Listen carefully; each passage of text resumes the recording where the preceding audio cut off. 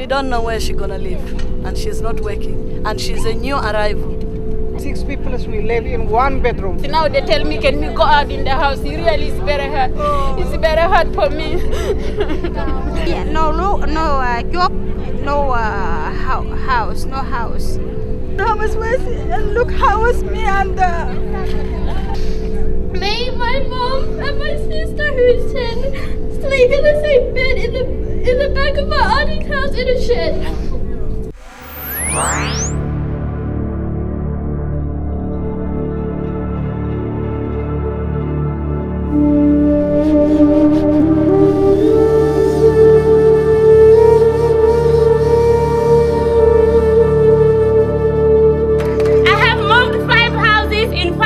I'm in Australia here, and 5 schools for my kids.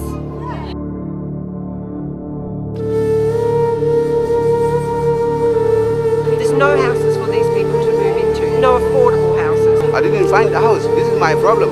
I have 7 kids. I need a home. I need a home. I need a home. I need a home. Many of our clients are paying up to 80% of their income on housing. 400, 450 a week.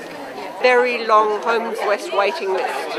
Huge influx of population, and many of those are from humanitarian migrants, culturally and linguistically diverse communities, and these are communities that are particularly vulnerable to homelessness. We are here today actually to raise our concerns about the situation of housing in WA, affordability of housing, and we want to sensitize the issues and point out the crisis that is going on. Just come this way, please. I'd like to introduce you to some of our special guests this morning.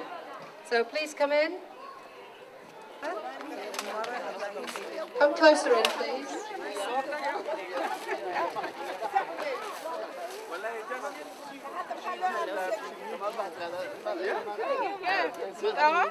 And the mining boom is one of the issues that's pushing up the cost of housing in Western Australia by increasing the costs, increasing the problems that people are having when you're not part of that mining boom. This problem is not new.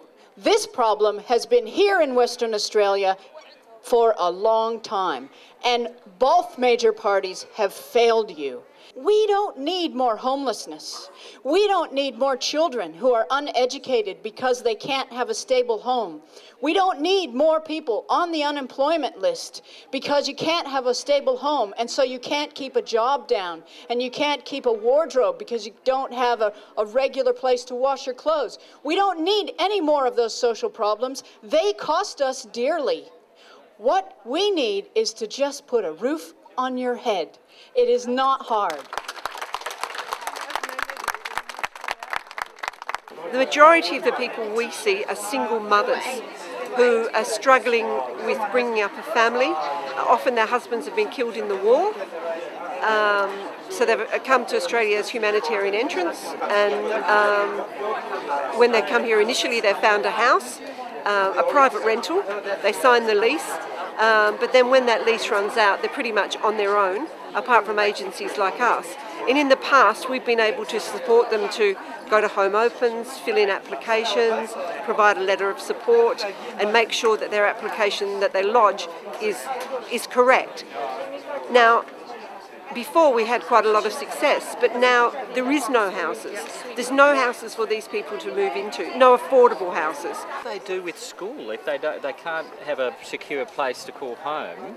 You know, do they move around a fair bit, I guess, with families? What do they do for school? Well, I'm assuming they don't go to school. Yeah. Which is a major issue. Part of the problem, yeah. You know, they wouldn't access many services because they'd be too concerned. Because you always need an address, don't you, to give to someone. They bunk up with other families, which makes their tenancy vulnerable. And then, or they sleep in cars. Like Mr. Bashir has definitely got to leave his house next week. He's already had two and three extensions. And so he's got how many kids? Did you say? 7 kids. 7 kids, and one of them's a baby, a brand new baby. And he's going to have to live in a car. Well, possibly. Where's he going to go?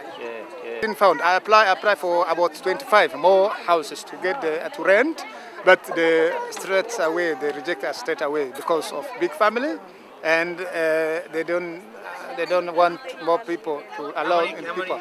I've got 7 children. We are 9 people in the family. I've got 9 family size. Already we are crisis. We don't have any place to live. We don't have land to build house. Impacts on children, family, people with disability, elderly, everybody. We have people who are living using the cars and caravans, and and in some of them are also in tents outside roads. And it is because I am outside. I live outside. I don't have home at the moment. Yes, I live in my car. The toilet was not fixed for 8 months. This is public housing. Come on. At least what's happening with the wait list for public housing? Well, the wait list, people are waiting 10 years. In reality, people are waiting 10 years. People who are on the priority list, who have large families, are waiting 4 years on priority list. Other people who are facing court because they've been, their leases have been not being renewed, and many of them have applied for up to 20 houses and have been unsuccessful. There's been loads of reports written on the value of a home, a stable home. It leads to crime, it leads to, the psychological issues just on the family is enough. And how many people are living in these houses? Oh, up to 15, 20. 15, 20 people living in one house? One house, and also people living in garages. There's a family in Inaloo who have got their son and his wife and baby living in a garden shed, or sleeping in a garden shed. They come into the house for meals, but because that's a family of 8 in a 3-bedroom, there's no room for them in the house. How many clients do you have on the books now? I have 200 people.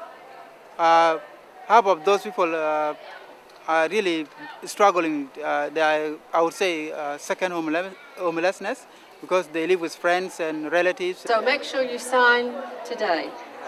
Thank you for coming. Just put that there. So, here.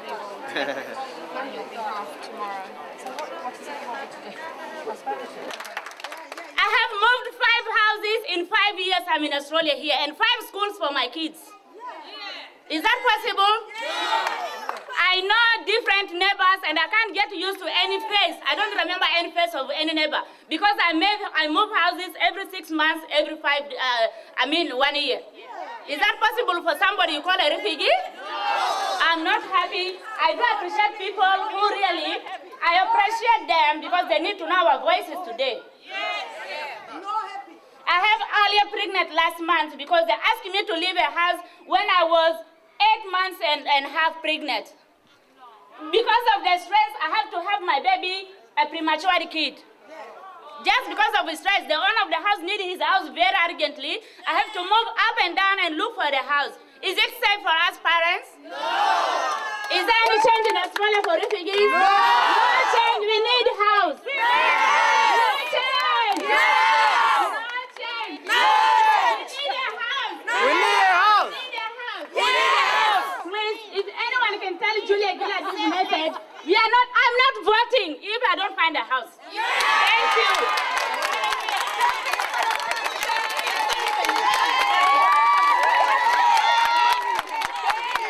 Me, my mom, and my sister who's 10 sleep in the same bed in the back of my auntie's house in a shed.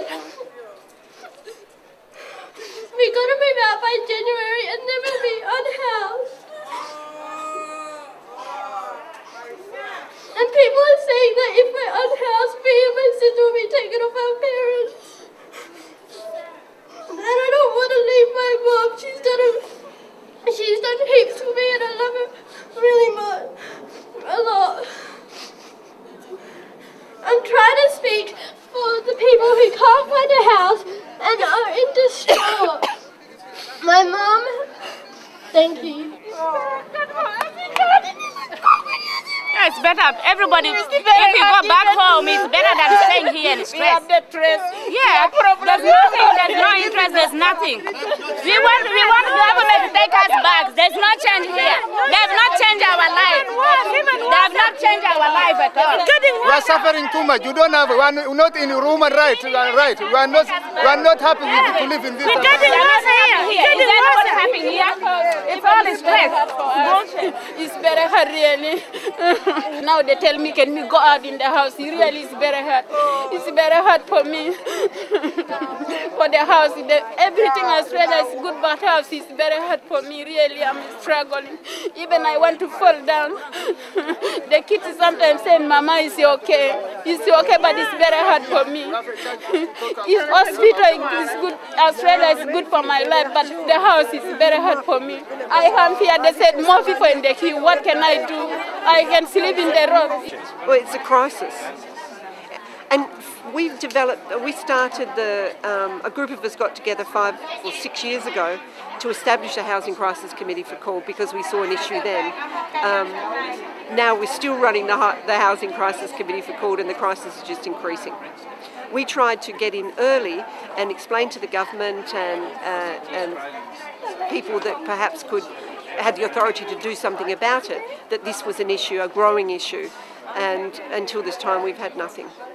But how do we expect to grow a healthy society in the future if we're not even providing them with their basic needs? I need a home.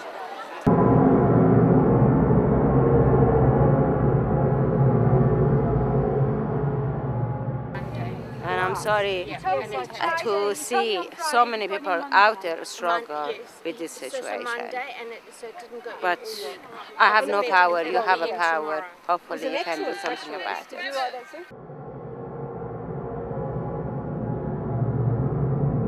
Hopefully you can do something about it.